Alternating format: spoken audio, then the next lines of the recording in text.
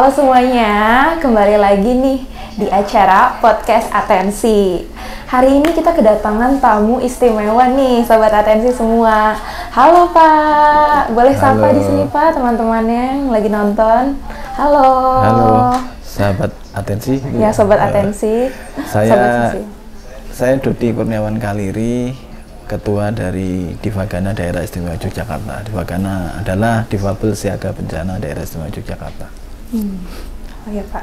Ya Pak, sebelumnya Divagana ini kenapa bisa terbentuk Pak? Awal mulanya itu bagaimana Pak? Divagana awal mula terbentuk itu di tahun 2017. Nah, ini yang memulai atau yang menginisiasi itu adalah Dinas Sosial Daerah Istimewa Yogyakarta di bidang Linjamsos ya. Nah, karena selama ini kan penanganan bencana yang ada di Yogyakarta termasuk bencana-bencana besar di tahun 2006 gempa Bantul dan juga 2010 erupsi Merapi, berdasarkan kajian Dinsos saat itu Dinsos DIY dalam hal ini, ternyata memang perlu ada peningkatan layanan gitu, karena dirasa penanganan bencana terhadap kelompok difabel atau warga difabel itu masih kurang optimal gitu ya. Banyak masukan juga yang disampaikan ke Dinas Sosial. Nah, rupanya ini yang terus kemudian menjadi pemikiran. Kemudian Dinas Sosial di tahun 2017 menginisiasi atau membentuk relawan kebencanaan yang memang dari penyandang disabilitas gitu. Nah, kemudian muncullah Difabel Siaga Bencana Daerah Istimewa Yogyakarta di tahun 2017 tersebut. Nah, gitu. Gitu ya, Mas. Ya, Mas, apa sih yang menjadi salah satu motivasi Mas Dodi nih jadi pemimpin di acara Divagana ini, Mas? Saya kebetulan ikut di rekrutmen di angkatan pertama di tahun 2017. Mas. Waktu itu Dinas Sosial merekrut, kemudian selama 2 hari kami dilatih oleh Tagana tentang kebencanaan. Nah, kenapa saya ikut? Karena saya merasa bahwa teman-teman difabel memang di dalam kebencanaan itu masih banyak yang belum maksimal atau optimal penanganan kebencanaannya. Jadi perlu memang teman-teman difabel yang sudah punya pengetahuan di kebencanaan untuk bisa hadir mendampingi teman-teman difabel sebagai korban bencana. Terus kemudian ini juga punya kesempatan atau kita diberi peluang bahwa difabel itu bisa sebagai subjek. Ya. Karena selama ini kan difabel dianggap orang yang diselamatkan gitu, atau sebagai objek saja. Makanya kenapa di awal-awal itu kalau pembina-pembina kami cerita sering dapat ya semacam tanda kutip kayak cibiran lah, kenapa kok difabel justru dibentuk korps sendiri, kenapa tidak dia yang justru diselamatkan gitu. Nah, ini kemudian yang diputar balikkan oleh Dinas Sosial dan juga Tagana dan juga Divagana tentunya, bahwa ternyata difabel bisa kalau diberi kesempatan, kami bisa sebagai subjek, sebagai kelompok yang penting dalam penanggulangan bencana. Makanya kalau sekarang tagline-nya kan penanggulangan bencana inklusif kan gitu. Oh gitu ya, Mas. Ya, seperti itu. Sebelumnya Mas kan kemarin baru dapat penghargaan ya Mas, ya, di acara Local Champion ya. Pada acara ASEAN Local Leader for Disaster Resilience ya Mas. Betul. Nah, itu tuh acara apa ya Mas? Itu acara, itu kan kalau forumnya itu memang forum internasional yang rutin diadakan ya, namanya ASEAN Pacific Ministerial Conference for Disaster Risk Reduction. Jadi pertemuan di tingkat menteri gitu kira-kira yang membahas tentang PRB lah, gitu, pengurangan risiko bencana. Nah, salah satu bagian dari acara itu adalah pemberian penghargaan. Kebetulan ya dengan izin Allah saya menjadi salah satu dari 4 yang dapat penghargaan pada malam itu.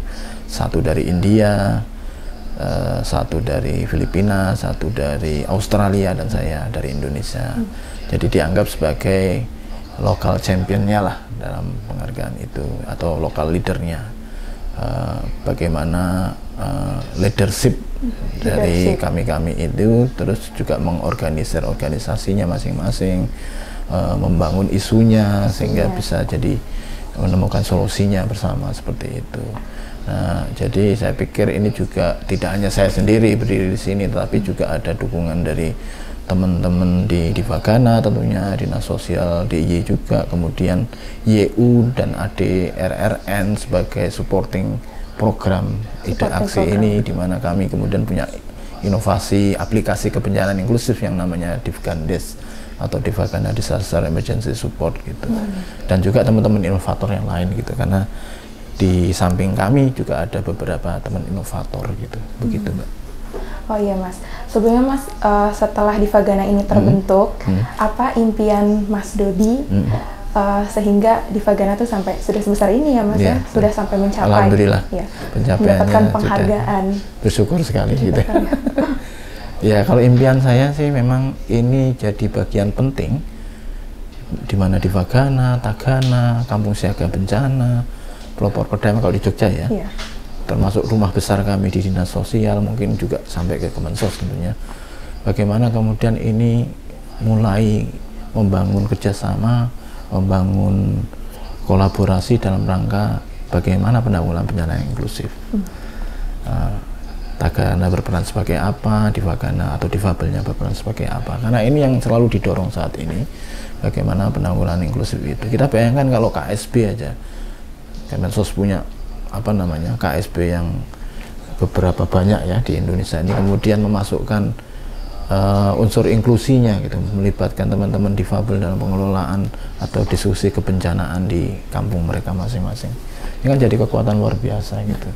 Nah, itu harapan saya ke depan. Kami di Dinsos tentunya tetap menguatkan diri, tetap cari inovasi-inovasi yang mendukung untuk ke arah itu gitu. Dan saat ini kami rasakan memang saya sendiri yang tadinya tidak tahu bagaimana membangun penanggulangan bencana yang inklusif, tetapi difasilitasi oleh Dinas Sosial DIY dengan kakak-kakak Tagana. Kami membangun inklusi itu dari pergaulan bersama di kakak-kakak Tagana, bagaimana mereka jadi mentor kami, kemudian kami piket tiap hari bersama Tagana di posko Mako Tagana DIY. Nah, ini kemudian yang membangun inklusi bersama gitu, sehingga kedepannya ini yang perlu selalu ditingkatkan dan dipraktekkan di hal-hal yang nyata gitu. Itu impian saya. Keren banget Mas Dodi. Sejauh ini udah berapa orang ya Mas yang mulai ikut Divagana dari awal terbentuk sampai sekarang? Kalau di angkatan pertama itu 50, kemudian di angkatan kedua ada 75. Tapi yang saat ini karena ada beberapa yang sudah meninggal, kemudian berpindah ke daerah lain, ini ada 121 gitu. Ada juga itu beberapa yang ibu atau orang tua dari penyandang disabilitas, itu Down syndrome, cerebral palsy gitu, slow learner gitu ya. Nah, ini mereka bergabung juga, tidak difabel tapi mereka punya anak-anak difabel gitu. Kemudian juga ada pendamping dari difabel. Jadi kami membangun ini sebenarnya inklusif gitu ya, tidak melulu harus difabel. Memang kebanyakan memang difabel gitu.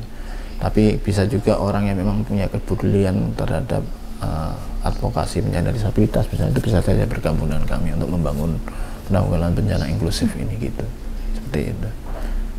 Iya Mas, saat bencana itu berlangsung, semua anggota dari Divagana itu turun langsung semua Mas ke daerah tersebut. Oke, kebetulan kalau kami kan kebetulan belum mengalami langsung bencana saat ini ya, periode 2017 sampai sekarang ini, hanya memang erupsi Merapi itu kami bersiap untuk itu. Tetapi kami punya pengalaman di Sembalun Lombok 2018 dan juga di Palu Sigi Donggala 2018-2019. Kebetulan saya di Palu Sigi Donggala ada sekitar 8 anggota Divagana yang kami berangkat ke sana bersama kakak Tagana kami, ada 2 yang mendampingi kami, dan kolaborasi dengan Tagana yang ada di Sulawesi Tengah ya sana, bersama Dinas Sosial sana. Nah, banyak giat kemanusiaan yang kami lakukan di sana gitu, bahkan ya jadi termotivasi karena kami kan hadir itu kan pendekatannya peer to peer, seperti di awal tujuannya apa membangun Divagana itu adalah tujuan awalnya ya salah satunya pendekatan peer to peer ini di kebencanaan, dan itu memang kami praktekkan di Palu Sigi Donggala gitu. Kemudian teman-teman yang difabel atau korban baru itu kemudian termotivasi karena melihat kami jauh-jauh dari Jogja, difabel pula gitu kan, datang ke sana sebagai relawan kebencanaan gitu. Dan kami benar-benar menyisir daerah-daerah yang terkena bencana itu, apa jalur-jalur apa rumah-rumah yang sisi kanan kiri sudah hancur kayak gitu. Jadi pengalaman juga berharga bagi kami di kebencanaan, dan juga misi kami memotivasi teman-teman yang terdampak bencana seperti itu. Mas, Mas sebelumnya untuk antusias dari anggota Divagana ini bagaimana Mas setelah Mas membuat Divagana? Bukan saya yang buat. Oh ya, maksud saya. Dinas sosial yang membuat ya. Tapi antusiasnya saya pikir bagus ya, karena saat ini ya dari 100% itu ya bisa dikatakan 80% terlibat ya, antusias. Kami punya giat piket tiap hari Senin sampai hari Sabtu. Dan itu teman-teman sehari 2 anggota yang bertugas piket itu bergiliran terus. Terus kami juga punya program yang saat ini kami jalankan, namanya Ide Aksi atau Ide Inovasi Inklusi gitu. Ada di 2 KSB Metikorejo dan KSB Wonokerto Turi. Metikorejo tadi tempel gitu. Ya untuk membangun bagaimana penanggulangan bencana itu harus inklusif gitu. Bagaimana KSB harus melibatkan warga difabelnya dalam kontingensi misalnya seperti itu. Nah ini yang kami sedang kerjakan saat ini gitu.